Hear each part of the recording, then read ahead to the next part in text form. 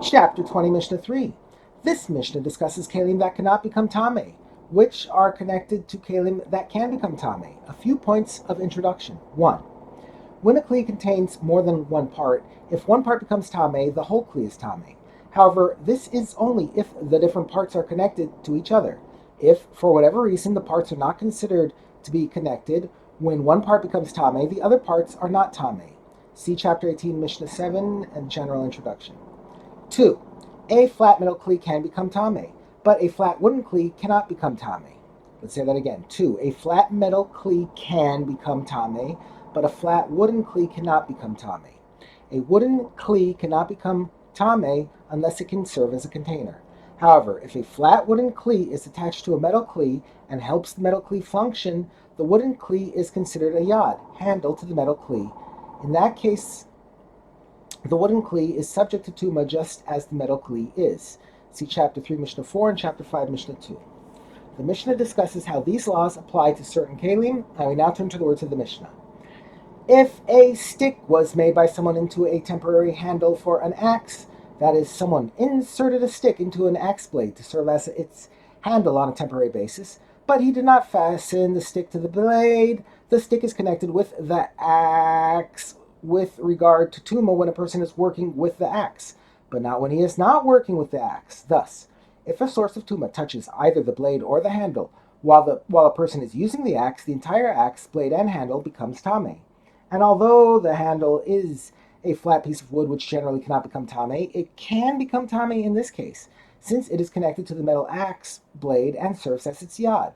When the axe is not in use, though, the handle and the blade are not considered to be connected, even if the stick is still in the blade. Thus, if a source of Tuma touches the blade, only the blade is Tameh. If a source of Tuma touches the handle, it does not become Tameh at all, since it is a flat wooden object and cannot become Tameh on its own.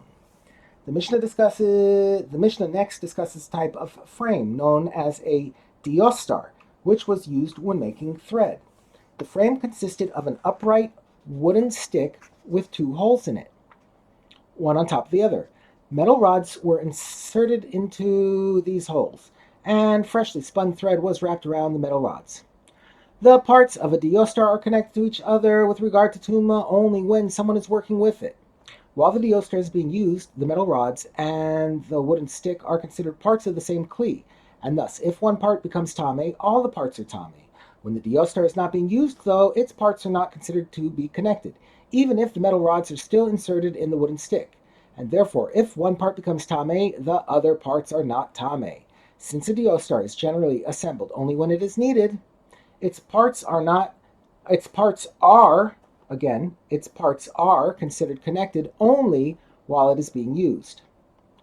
If someone set the diostar into a thick wooden post in order to support it, and one part of the diostar becomes Tameh, the whole diostar is Tameh, even if it is not being used. By attaching the diostar to a post, the owner shows that he wants it to remain assembled permanently.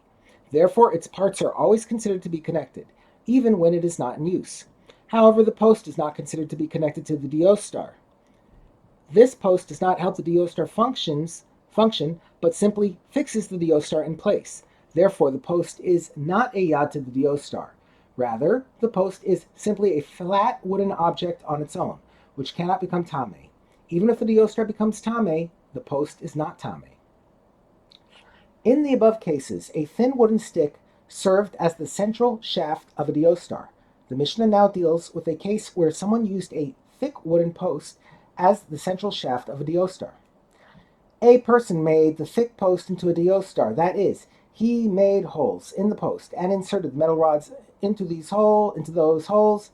If the rods become Tameh, only the part of the post that is needed for the diostar can become Tameh. That is, only the area of the post right next to the rods can become Tameh. The rest of the post is not Tameh. In this case, the post is a yad to the diostar, since it supports the metal rods and thus allows the diostar to function. However, the post is larger than what is needed for the rods. The part not needed for the rods does not help the diostar and thus is not considered a yad. Accordingly, that part cannot become Tameh. Having discussed a diostar attached to a post, the Mishnah discusses a chair attached to a post. If a chair was attached by someone to a wooden post, the chair can become tamei through midras, because it can still be used as a seat. But the chair is not connected to the post for the laws of Tuma. Therefore, the post, which is a flat wooden object, cannot become tamei. It is not a yad to the chair because it does not help the chair function. If someone made a seat in the post itself, that is, he carved out a seat in a post, only the place of the seat can become tamei, but not the rest of the post. The seat itself can become tamei even through midras because it is a seat. The rest of the post, though, is simply a flat wooden object, which cannot become tamei. It is not a yad to the seat because it does not help the seat function. Another case where a chair is fixed to something. If someone attached a chair to the beam of an olive press, the chair can still become tamei through midras. This chair can no longer be used as a seat, because sitting on the chair will prevent the olive press from being used. Nevertheless, it is still a chair and thus can become tamei through midras. But the chair is not connected to the beam for the laws of Tuma.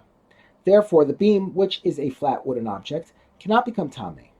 However, if someone made a seat at the top of the beam, that is, he carved part of the beam into a seat, the whole beam, even the seat, is tahor. This is because people say to him, i.e. to someone who sits in this seat, stand up from the seat so that we can do our work with the olive press. A seat is subject to tumas midras only if it can always be used as a seat. If it has a different use, and a person who sits on it will be asked to leave so that it can be put to its primary use, it is not considered a seat with regard to midras. Here, sitting on this carved seat prevents the beam from being used to crush olives. If a person sits on this seat, he will be asked to leave so that the beam can be used for its intended purpose. Therefore, this carved seat is not considered a seat with regard to midras.